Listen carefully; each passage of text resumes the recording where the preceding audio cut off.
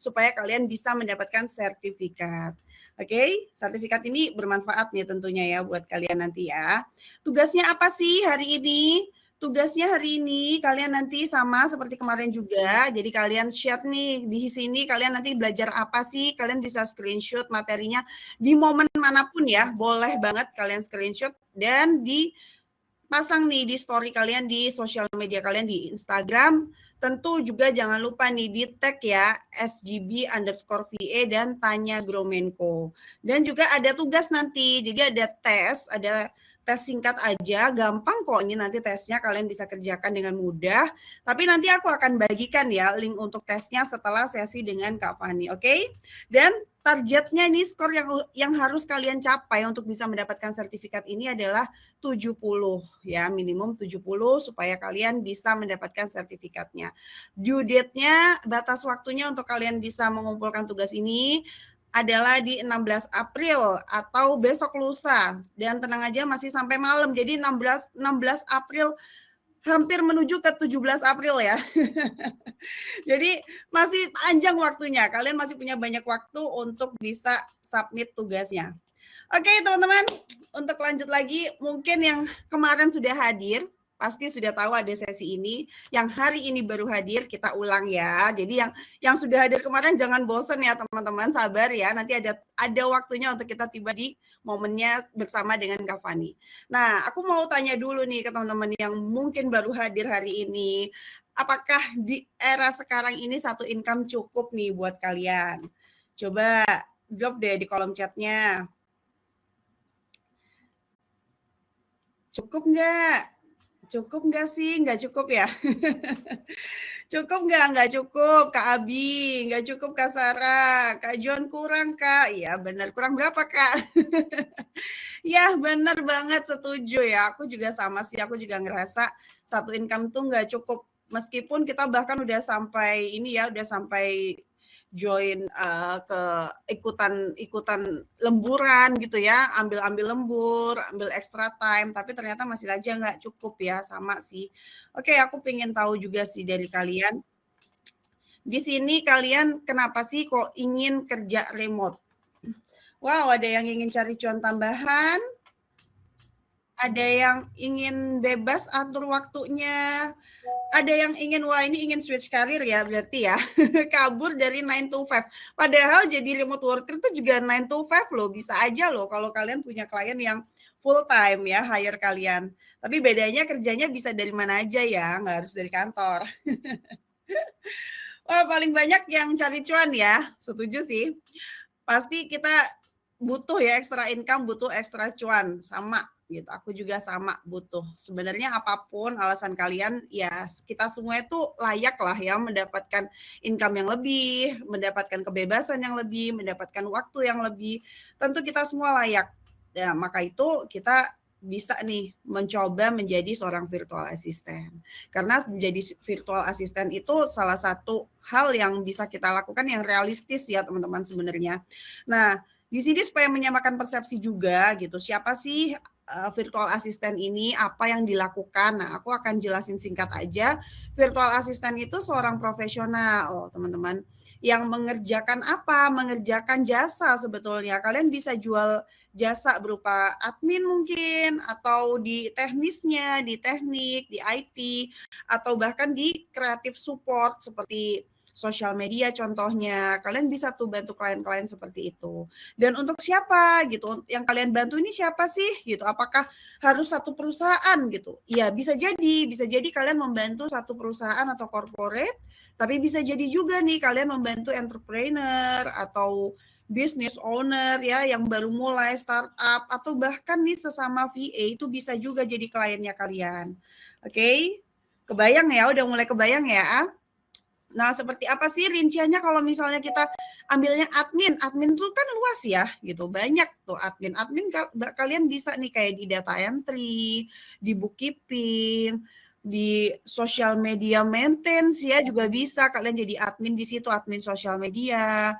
Kalian juga bisa di customer support. Siapa di sini yang punya pengalaman di customer service, ya itu bisa kalian gunakan juga. Bisa jadi bekal kalian juga ya untuk menjadi VA dengan menawarkan jasa customer support. Nah, teman-teman banyak kan pilihannya ya, servisnya. Jadi kalau kalian bilang, aku nggak punya skill untuk dijual, nggak mungkin. Kalian pasti punya. Kalian pasti punya pengalaman-pengalaman itu untuk kalian jual nanti di VA industry. Nah, siapa sih contohnya bisnis-bisnis yang bisa kalian bantu? Seperti misalnya sekarang ini sedang eranya coaches ya. Jadi siapa sih yang nggak jadi coach? Sekarang ini banyak banget ya coach-coach gitu. Bahkan sesimpel coach cari pasangan hidup aja ada gitu ya. Nah, ini kalian bisa banget bantu mereka ya di bisnis coaches ini, kalian bisa bantu juga teman-teman yang baru mulai menjadi coach, butuh virtual assistant, butuh seseorang yang bantu memanage bisnis mereka dari balik layar. Nah, ini butuh banget. Kayak misalnya kalian suka nih dengan dunia kecantikan, bisa juga di beauty bisnis atau yang lain-lain ya. Banyak banget sebenarnya, hampir semua lini bisnis tuh kalau aku bilang bisa ya jadi VA, bisa butuh VA, maksud aku bisa butuh VA ya selama kerjanya ada divisi-divisi yang bisa kita kerjakan secara remotely atau secara online. Dan berapa sih penghasilannya gitu, ke gambarnya ini aku kasih gambaran aja ya, contoh aja dari salah satu alumni SGB VA course, ada Widya Mentari Putri, dan kalian juga boleh banget ya reach out si Widya ini, kalian bisa banget chat-chat dia di IG-nya @hiv.va ya. Nah, kalian bisa banget, karena ini memang beneran nyata orangnya ada ya. Ini bukti bahwa ini ada beneran orangnya. Dan Widya ini dapetin $10 per jam pada saat dia baru mulai karir VA-nya sebagai seorang beginner atau sebagai pemula. Sebenarnya banyak juga sih yang bisa dapetin bahkan sampai $15 per jam ya untuk jadi seorang VA yang mungkin pengalamannya masih dikit, masih belum banyak skill yang dijual. Atau kalian juga bisa nih, bahkan kalau kalian sudah experience atau kalian punya skill tertentu yang bisa kalian jual, yang kalian sudah punya sebelumnya, nah kalian bisa loh dapetin 20 bahkan sampai $50 per jam, bahkan lebih sebetulnya. Ya, seperti salah satu alumni SGB VA course juga, ada Fitria Setia Kirana, di @kirana2121VA, kalian boleh banget DM ya kalau misalnya sama background-nya mungkin dengan Kak Kirana ini. Kak Kirana bahkan saat ini sudah di angka $40 per jam tarifnya. Wow. Siapa yang mau dibayar $40 per jam? Ada yang mau? Ada yang mau? Aku juga mau loh. Sayangnya aku masih belum sampai ke stage itu ya, tapi ya dikit lagi lah ya, insya Allah, amin. Amin ya. Jadi sebenarnya jadi VA itu sangat journey-nya sangat-sangat luar biasa kalau aku bilang. Oke, aku kenalan dulu. Sorry, aku tadi belum kenalan. Udah ngoceh mulu ya dari tadi tapi belum kenalan. Aku Niska, salah satu alumni juga dari SGB VA course batch 4. Kebetulan udah lama banget ya jadi alumni di sini, dan kalian boleh banget DM aku di @niskasoerjadi di IG-ku. Dan di sini kalau mungkin yang punya pengalaman sebagai karyawan bank atau sedang bekerja di bank atau pernah bekerja di bank, sama ya, aku juga. Jadi kita senasib ya. Sama. Dan aku juga pernah juga mengalami karir break yang udah nggak kerja sama sekali, stay at home selama 2 tahun. Sama, siapa di sini yang sedang karir break? Sama, yang sedang masa transisi? Sama, aku juga pernah mengalami itu. Dan ya, seperti kalian yang datang hadir malam ini, aku juga pada saat itu ingin sekali punya karir baru sebagai virtual assistant. Dimulai di tahun 2022, aku mulai ikutin kelas di SGB VA, dan alhamdulillah aku dapat klien pertama yang aku dapatkan itu di minggu keempat, waktu kursusnya belum selesai. Sebenarnya itu lokal clients, tapi beliaunya tinggal di Singapura, jadi aku alhamdulillah di hire-nya dengan rate Singapura dollar. Alhamdulillah ya. Dan 2 bulan kemudian nih setelahnya itu aku bisa dapatkan klien yang long term bahkan sampai sekarang loh. Jadi dari 2022 sampai sekarang udah hampir 4 tahun ya jadi klienku, alhamdulillah banget. Dan so far kalau dihitung-hitung sebenarnya udah 20-an lebih ya klien yang pernah aku handle, tapi saat ini update yang terbaru adalah aku handle 5 klien ya, bukan 7 karena yang 2 sudah selesai. Jadi ada 5 klien yang aku handle dari Indonesia, Singapura, dan juga Maroko. Oke teman-teman, jadi jangan dikira aku jago banget bahasa Inggrisnya, enggak, aku juga masih standar-standar aja. Kalian pun bisa yang ngerasa masih lack in English, masih belum jago, masih basic, tenang aja, kalian tuh bukan bukan berarti nggak bisa, kalian hanya belum terbiasa ya. Pasti nanti kalian bisa kok, kalian pasti pede kok. Oke, nah aku juga mau kenalin nih, nanti ada Kak Fani Toruan yang jadi guest speaker malam ini yang akan ngajarin kita lead generation nih nanti ya di sini. Kalian juga boleh nih DM di IG-nya Kak Fani @fani4creative ya.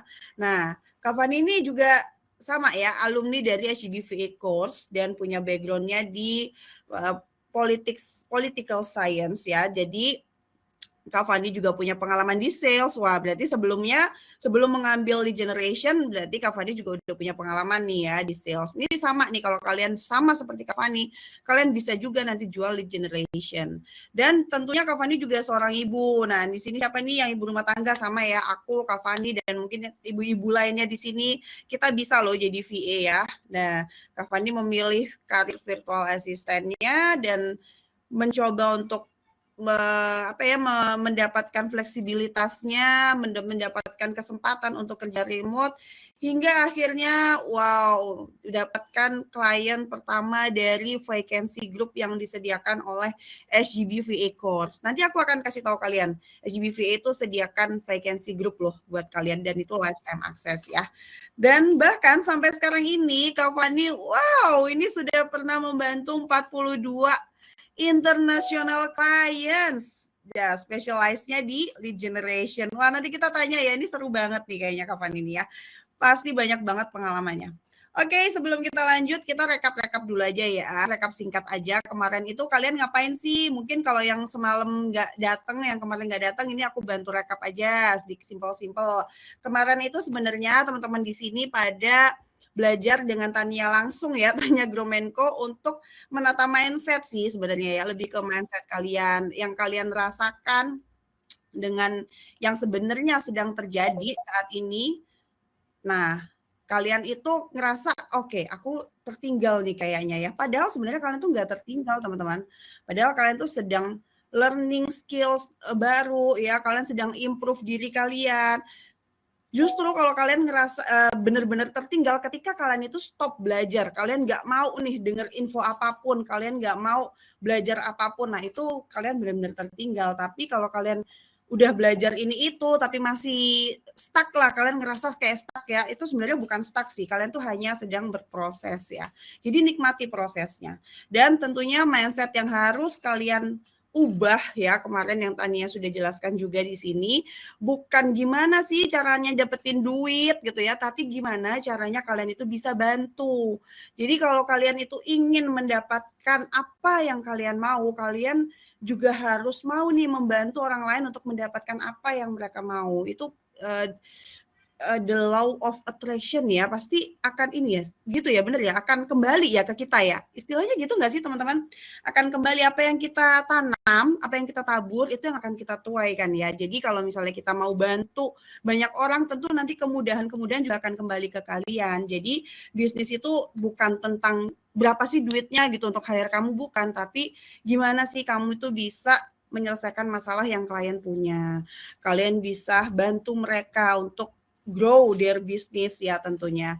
Nah, terus yang perlu kalian lakukan apa? Tentunya yang pertama kalian tentukan dulu nih, kalian mau jadi apa sih gitu. Kalian tuh mau dikenal sebagai apa? Sebagai email marketing VA kah? Social media specialist kah? Lead generation specialist kah? Kalian harus tahu dulu. Kemudian yang kedua kalian harus tahu nih, harus mapping. Kalian tuh harusnya bagaimana sih workflow-nya, apa yang harus kalian lakukan dan tidak kalian lakukan ya. Jadi kalian tahu mana prioritinya juga gitu. Jadi kalian harus bisa mengidentifikasi impact-nya yang terbesar yang kalian lakukan di mana. Terus kemudian kalian juga harus bisa tahu kebutuhan klien itu apa gitu. Apa sih yang klien butuh dari kalian? Apa sih yang klien itu merasa kesusahan dan perlu dibantu? Dan tentunya kalian harus bisa juga nih memilih skill yang bisa kalian improve, karena kita harus terus selalu improve skill kita teman-teman, supaya kita bisa update dan nggak ketinggalan ya. Oke, nah kita panggil dulu nih Kak Fani, halo. Hai Kak Fani.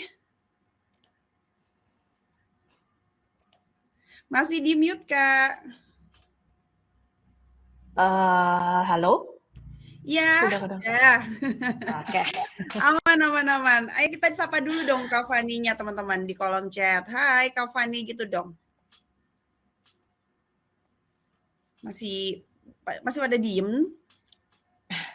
Hai, gitu. Hai dari Kak Hika. Hai dari Kak Halo. Email dan halo Kak. Buset, nama gue dipanggil-panggil gitu. Ada yang namanya sama Kak Fani. Nama yang agak banyak ya? Enggak banyak ya. Sebenarnya namaku juga ada unsur Faninya loh. Jadi Iya, aku punya dua benar. nama nih. Satu dipanggil Fani, satu dipanggil Niska. Nah, oke, oke. Biar nggak berlama-lama, ini the stage all yours, Kak Fani. Silahkan dilanjutkan buat sama teman-teman. Oke. Cantik kali. Wah, terima kasih tuh. Ada yang mau muji Kak Fani loh. Terima kasih. Oke, ini benar ya? Iya, betul. Oke. Jadi mungkin buat teman-teman, aku perkenalan dulu ya. Tadi terima kasih Kaniska juga sudah memperkenalkan aku sebagai lead generation VA. Nah, Ya. nah kemudian sebenarnya aku nanti akan membahas satu-satu gitu ya, karena mungkin banyak teman-teman yang belum paham lead generation itu barang apa sih, gitu ya. Dia itu benda apa sih gitu. Nah, aku mau bahas satu-satu. Cuman mungkin di sini kita lihat dulu ya bahwa sebenarnya tuh banyak vacancy yang apa namanya yang menawarkan posisi lead generation gitu dengan apa namanya dengan offering yang juga lumayan lah gitu kayak yang tadi Kaniska bilang gitu, range awal aja untuk start sekitar 10 sampai 15. Nanti kalau misalnya dihitung per bulan itu sekitar 250 sampai 800 SGD gitu. Bu, ini ada yang tanya nih Kak.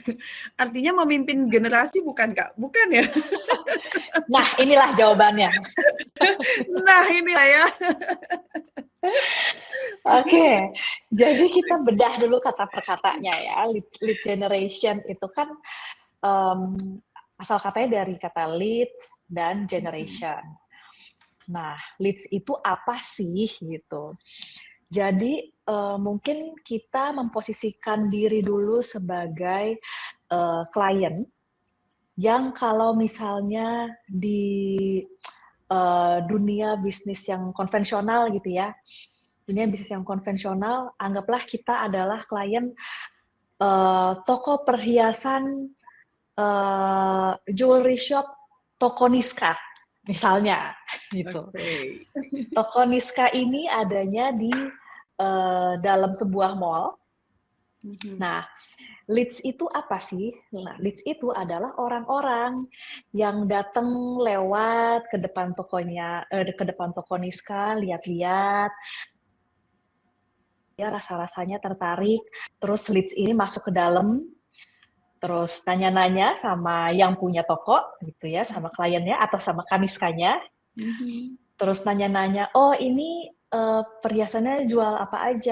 Ada kalung, ada cincin, ada gelang gitu. Tapi leads ini belum beli ya, dia belum menjadi pembeli, tapi dia sudah menunjukkan ketertarikan untuk membeli sesuatu atau sudah tertarik dengan barang-barang yang dijual di toko Niska gitu. Nah, kalau kita alihkan ke digital world gitu ya, anggap toko Niska yang sama, tapi toko Niska ini bentuknya adalah website atau e-commerce. Jadi jewelry shop toko Niska ini berjualan secara online. Nah, leads ini siapa? Leads ini orang-orang yang buka websitenya toko Niska, terus lihat-lihat produknya, terus ketika nanti di toko Niska ada penawaran, get 15% discount by klik button below. Terus abis itu leads ini klik buttonnya, terus dia ngisi form, kemudian dia dapat voucher 15% discount. Nah, itulah leads gitu. Kalau di digital world. Itu penjelasan mudahnya. Itu yang bahasa awamnya ya, Kak ya. Awamnya, Ya, betul. udah banyak yang bisa memahami sih kayak ini oh prospek buyer ya gitu ya, potential Betul. customer. Oke, Betul benar-benar. sekali. Ya, jadi kalau misal berangkat dari pemahaman tersebut, jadi lead generation itu adalah strateginya atau prosesnya untuk menemukan dan menarik perhatian si leads ini. Supaya apa? Supaya nantinya leads ini tuh tertarik buat beli gitu.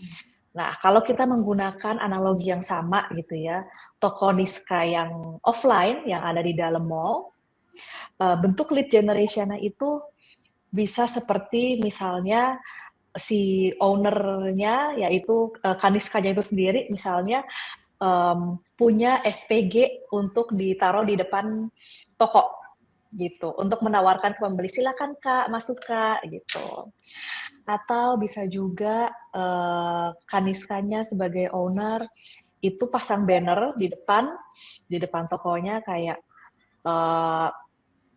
dapatkan diskon 15% periode 14 April sampai 17 April gitu. Jadi itu kan kita sebutnya lead magnet ya. Itu hal yang bisa membuat leads tersebut tertarik untuk masuk ke toko Niska gitu.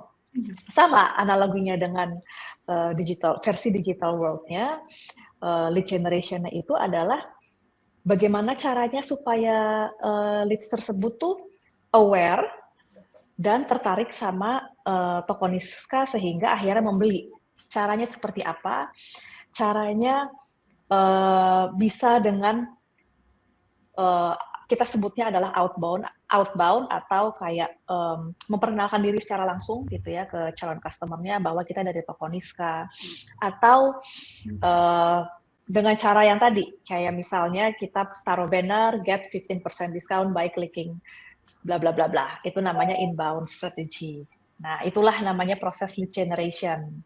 Sehingga nantinya mereka akan convert menjadi sales. Begitu. Oke, ini banyak yang udah mulai paham ya. Kalau ada yang buffering mungkin bisa ini ya di refresh ya mungkin koneksinya ya. Betul. Oke. Oke. Kemudian untuk siapa aja sih kira-kira klien atau bisnis macam apa yang kira-kira butuh lead generation? Jawabannya adalah semuanya pasti perlu. Yes. Karena yang namanya bisnis, yang namanya sebuah usaha, yang namanya entrepreneur, pasti yang dicari adalah revenue, yang dicari adalah sales-nya. Dan kita sebagai lead generation, kita bisa dibilang sebagai backbone-nya company tersebut atau entrepreneur tersebut atau klien tersebut gitu, sehingga peran kita sangat penting untuk di setiap bisnis dan tidak terkecuali karena semua bisnis lagi-lagi akan membutuhkan sales atau membutuhkan customers gitu. Yes, ini kayak ujung tombaknya ya berarti ya. Betul, betul. Nah, sebenarnya ini juga relevan kayak yang tadi Kaniska bilang sih, bahwa kita tuh mindset-nya memang harus mindset membantu orang atau membantu klien atau membantu entrepreneur tersebut gitu. Kita tuh di sini role-nya bukan seperti mungkin operational department yang lain gitu ya. Mungkin ya contohnya nih misalnya role-nya video editor deh. Video editor itu bekerja ketika project-nya sudah ada kan, videonya sudah ada, kemudian dia mengedit. Kalau kita sebagai lead generation, project-nya belum ada nih. Belum ada barang yang kejual nih. Justru kita membantu supaya project itu jadi terwujud. atau penjualan itu jadi terwujud. Maka kita di sini tuh mungkin lebih cocok dibilang adalah partner dari entrepreneur atau partner dari si klien gitu. That's why mindset untuk bekerja itu bukan seperti eksekutor yang hanya mengerjakan apa yang harus dikerjakan gitu, tapi harus lebih proaktif. Karena apa? Karena semakin proaktif, karena proaktif kita itu yang akan membuat kita harus cepat mengejar si leads ini supaya dia semakin cepat convert gitu. Jadi mindset itu yang harus kita punya. Yes. Karena menciptakan kan ya, kita yang menciptakan leads tersebut ya gitu. Supaya ada nih gitu yang diolah gitu ya. Betul. Karena kita di ujung tombak atau kita bisa dibilang adalah initial prosesnya gitu. Nah, jadi ya balik lagi, maksudnya semua bisnis pasti akan butuh lead generation gitu. Dan kenapa klien itu akan lebih willing untuk pay more ke lead generation? Ini sedikit hack ya buat teman-teman juga.